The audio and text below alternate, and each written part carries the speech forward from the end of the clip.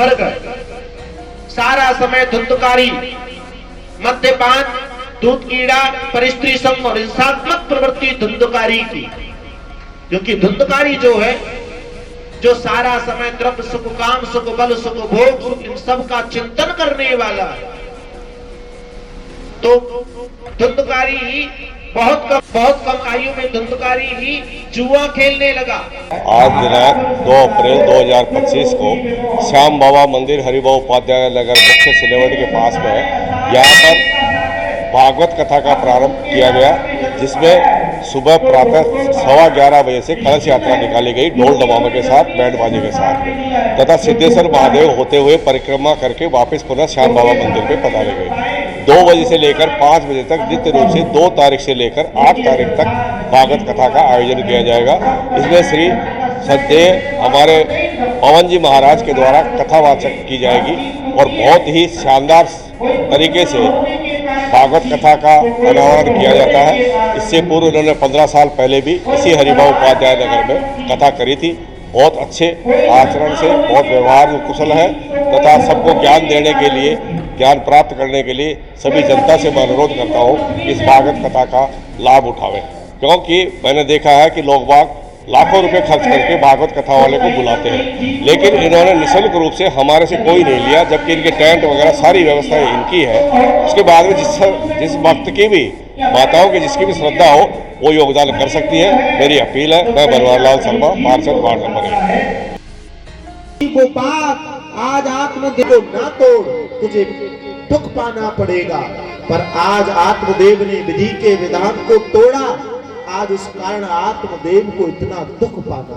भागवत कथा का आयोजन हो रहा है हरिभाऊ उपाध्याय के अंदर, श्याम मंदिर गार्डन के अंदर, और आज पवन जी महाराज ने भागवत कथा का माध्यम और भागवत कथा का वर्णन उन्होंने आज सुनाया है। सुबह कलश यात्रा का आयोजन भी किया गया और ये सबके सहयोग से यह कार्यक्रम हो रहा है। और सभी भक्तों से निवेदन है कि इस कार्यक्रम में पधारे, इस भगवत शरण को करके अपना है जो जीवन को सफल बनावे। आज पहला दिन है और ये 2 तारीख से 8 तारीख तक भागवत कथा चलेगी। यह 2 से 5